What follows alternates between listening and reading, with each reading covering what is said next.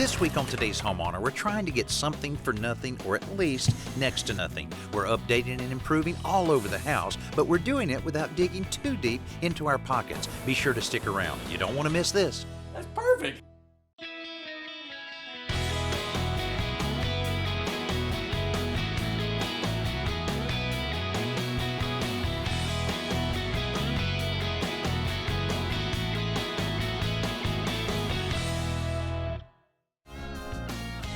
If you own a home, chances are you're always looking for ways to improve that home.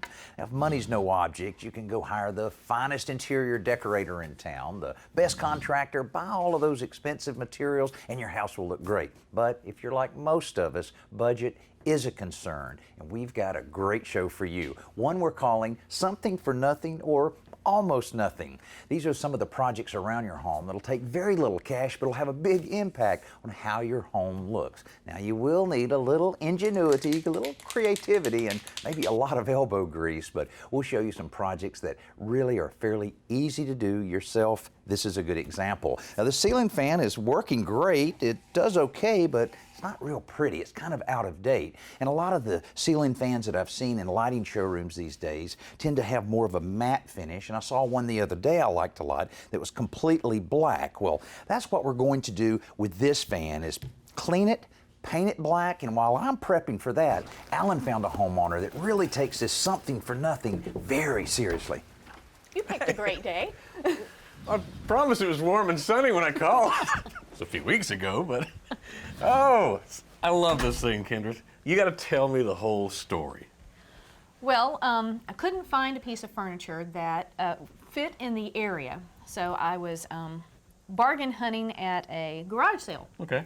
And I found a credenza, chest kind of thing for 20 bucks at a garage sale.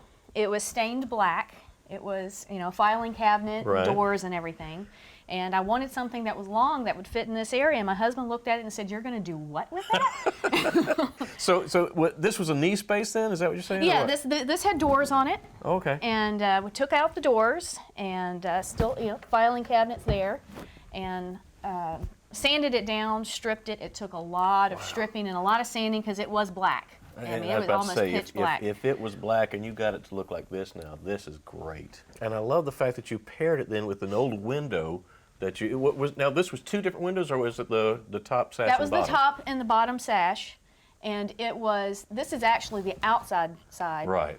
And so we had to kind of put the glass in there because there was no really place to put it on the inside. So grand total, what'd you spend on both pieces? Probably everything put together, about $150, with the wine thing being Right. the absolute most expensive piece because it was bought brand new. But the best part about it is? And the best part about it is I did it, I finished it, and it's a conversation piece every time somebody walks in the house. Like, where did you find that?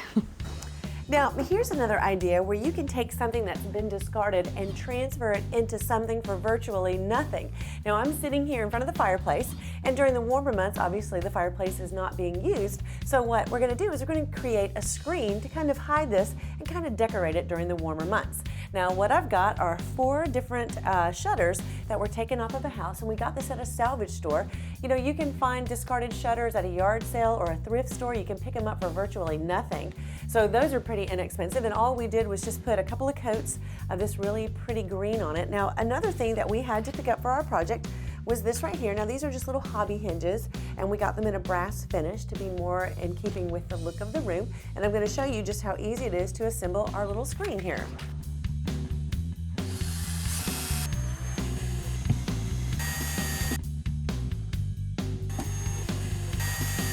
Well, I finished putting the screen together, and I have to say it looks really good. Now, because of the small area of the fireplace, I decided to only use 3 of the shutters to create my screen.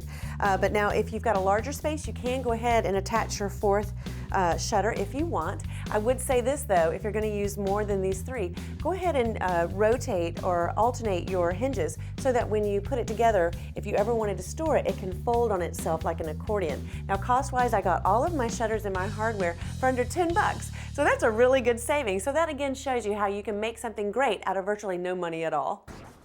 Painting a ceiling fan like this is a little different than what Jody painted with the shutters because I had to do a lot of disassembling of all the different parts. Now I used a screwdriver and a cordless drill to take all the different parts off, and then I used some denatured alcohol to wipe everything down to get the dust off, then used a little steel wool to kind of rough it up a little bit to knock down the gloss, wiped it down again, have everything set up, ready to spray. Now the spraying is kind of the fun part. That's a lot better if you can do this outside, but here in the shop we have a nice exhaust fan in the back, so it'll exhaust all of those fumes. Dust mask, also a good idea. But the thing you want to do when you're spraying this is instead of putting one heavy coat, make sure you just put several light coats. That'll make it really lay out and it'll hold up a lot better in the long run. Hey, while I'm finishing up this little project, check out Joe's simple solution where he has a solution to a common problem that won't cost you a penny. There aren't many projects that require both a cordless drill and a bunch of bananas, but this is one. It's a tip on how to suspend a bunch of bananas from the underside of a cabinet so they'll stay fresher longer. Now earlier I took a drill with an 1/8" bit and I drilled a hole clean through the underside of the cabinet where two cabinets meet. You'll notice the sides hang down about 1 inch, and I drilled the hole right through there. Then I took a wire hanger and I just snipped it and bent it into a Z shape. And that allows me to put it right through the hole and then hang the bananas right from the wire. The hole's back about 4 inches from the wall, so they're not touching the wall, and yet they're suspended above the counter, so you can still use this space. Now you may have seen these racks that you can buy that are freestanding for hanging bananas, but they stand on the counter, so you always have to take up counter space. This is a much better solution. Now if the cabinets aren't configured in this way, you can solve that problem by taking another wire, bend it into a hook with a little loop on the end. Then with a small screw, you can attach it underside of the cabinet anywhere in the kitchen.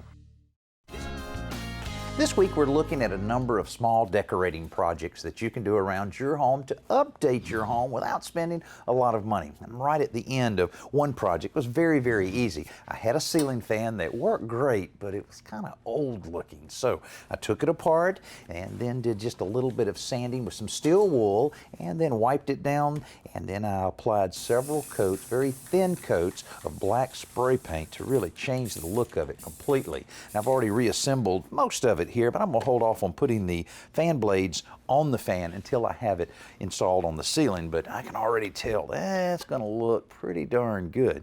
And all it cost me, since I already had the fan, was just 1 can of spray paint and a little bit of time. Now so far this week, you can see that we've taken old ugly things and painted them to make them look better, but how do you find this stuff?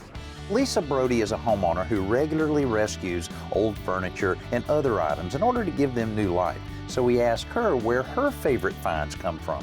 When looking for a piece of furniture to paint, I usually go to thrift shops or stores like Goodwill, and I love to paint children's furniture. So they usually have fun little lines and stuff, and so you can usually find them. And amazingly, they're usually in good shape because they were, when they were made, they were so well made that they have been through many children and could, go through many more.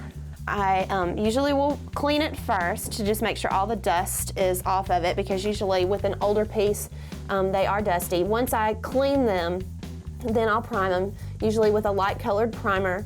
And then for this piece, I actually am going to paint it a royal blue color because it's for a little boy, and I want it to be something that even years after his parents change what his room is, it'll still be something that he can keep as a keepsake and even hand on down to his children. My plans are for this is to make it be all one color, and then come back and just, I believe on this edge of the chair, I'm gonna come back and just put some tiny little polka dots.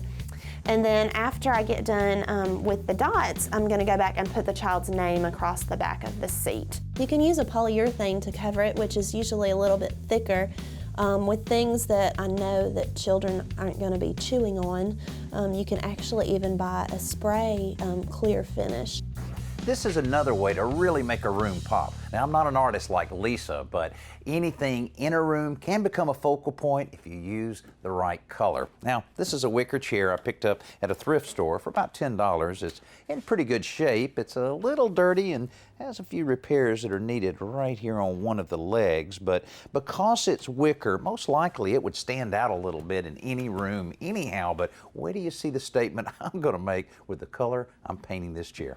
Before the paint, though, I have to get rid of all of the dirt and dust. Obviously, a much bigger challenge with something like wicker, so I'm hoping the air compressor will blast some of it out. If not, a little old-fashioned scrubbing will hopefully do the trick.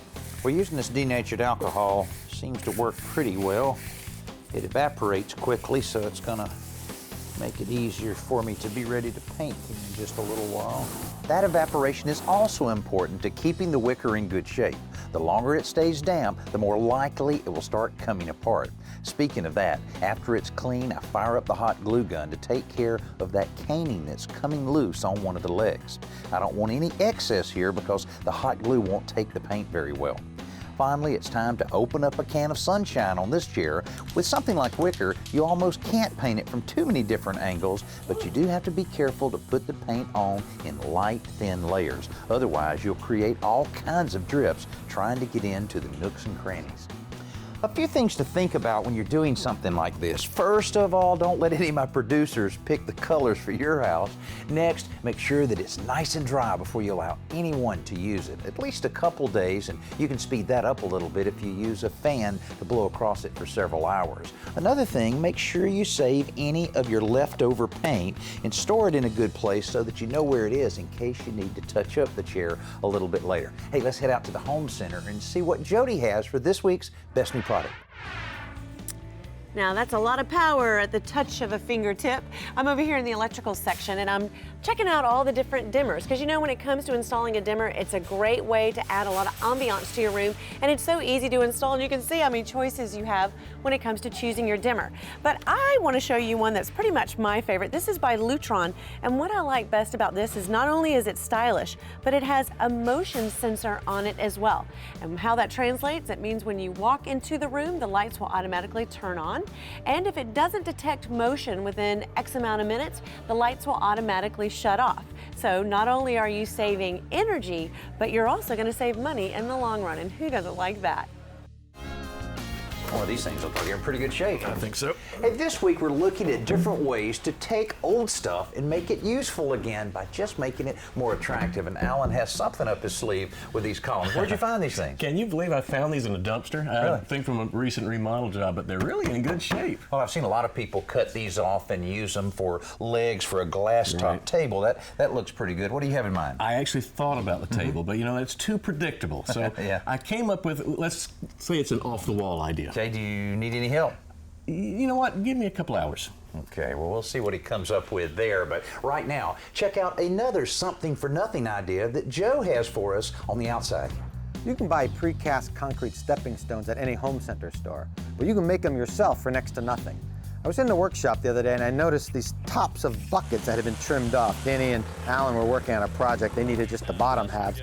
So I noticed that these tops are exactly the same size as a good stepping stone. So I thought, well, I can make them myself with just some concrete mix. So first, I'm going to take some lubricating oil and just spray the inside. That'll just act as a releasing agent so that the concrete will come out more easily once it's cured. Then we'll slip on some rubber gloves. Now just pour the concrete right in. The idea is to overfill this a little bit. You don't want to make a huge mess. I'm doing it here on a table that I covered with plastic just to protect the table.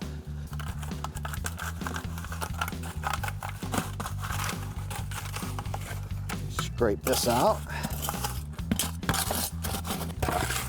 There we go. Now, spread it out a little bit. And we're going to screed it off. You can use a trowel, but this works just as well. This is just a nice straight 1x4. There you go. That's all you need to do. Doesn't have to be much smoother than that. When that cures, it'll be perfect. All right, so we're going to let that cure overnight, and once it hardened, because we sprayed it first, that plastic ring will pop right off. And the other thing I really like about this project is that you can get the kids involved. Here's one a friend of mine made with his son. He put his handprints in and decorated with colored stones. And you can also, if you want, you can take a masonry dye and sprinkle in it and make it any color you want. All right, now that Danny's out of the shop, let me tell you what I'm doing. I've got an idea to build a headboard. So we're going to do it with this column. Now, before I get started, let me tell you this. The likelihood of you finding a big fluted column in your local dumpster is next to impossible. But it's not about the material. It's about the imagination. What I'm about to do, you could do with a 6x6, maybe old railroad ties. Just have fun with it. Now, what I need to do, fortunately, is use only one of these columns. I'm going to cut this to size to get started.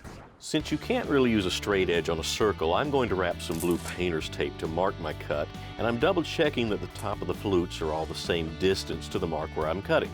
I also decided to use a 12-inch blade and a reciprocating saw instead of using a circular saw, because on this end of a tapered column, the blade's long enough to go through both sides. To get the length right, I'm measuring from the top and marking multiple points around the column, then connecting the dots with more blue tape. So once more with the recip saw, and yes, I should have been supporting the end that I was cutting, because what I didn't count on was... Of course, I've always believed that I was born under a lucky star, because... That's perfect! It split the column to the exact measurements it needed to be. Okay, to finish this thing off, I'm using some leftover 1x6s to create a type of shadow box with a 5 cubbyhole pattern. And in keeping with a theme of something for nothing, some leftover 2x12s will form the feet and caps. To make it easier to transport to the house, I won't put everything together until I get into the bedroom, but when it does go together, it looks better than I even imagined it would. Total cost, no cash, and barely 2.5 hours of my time. Plus, since I rescued the column from the dumpster, it won't be going to the landfill, and that's thinking green. Hey, speaking of, oh, come on, do I really need to finish that? Here's an experiment. Place a bottle of cold water outside in the direct sunlight and then give it 2 or 3 hours and feel how hot the water is. Wouldn't it be great to make that work for the water in your whole house? Actually, you can. There are several solar water heaters on the market, but there are also some misconceptions, such as a solar water heater will supply all your hot water. Only the extreme southern climates can have a solar water heater meet almost 100% of a home's needs. Depending on the climate, it typically will take care of 50 to 80% of the hot water you need. It's not free to operate either, even though the sunlight is free. The good news is that it's going to cost about 1/10 the amount to run as compared to a conventional water heater. The price is also coming down, so they're a lot more affordable. There are even some do-it-yourself models on the market. Everybody wants to get something for nothing, and that's what we've been trying to make happen this week. Help you upgrade and update the look of your home for at least something close to nothing. Now, lots of the stuff we've looked at involve painting something old to make it look new. If you're not sure of what kind of paint to use for a particular material, don't be afraid to ask the pro behind the paint counter.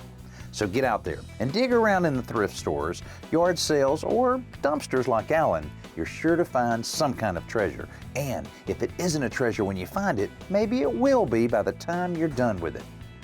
Well, I hope you enjoyed a few of the projects that we put together this week. You know, it is kind of nice to be able to spend just a little bit of money and make such a difference around your home. And you're only limited by your creativity and your ability to find some of this neat stuff. Now, if you've been able to put together something at your home where you use something old and made it real useful around your house, well, thanks for being with us here on today's Homeowner. We'll see you soon. We're not magicians, but next week we'll share some great tricks to improve your kitchen.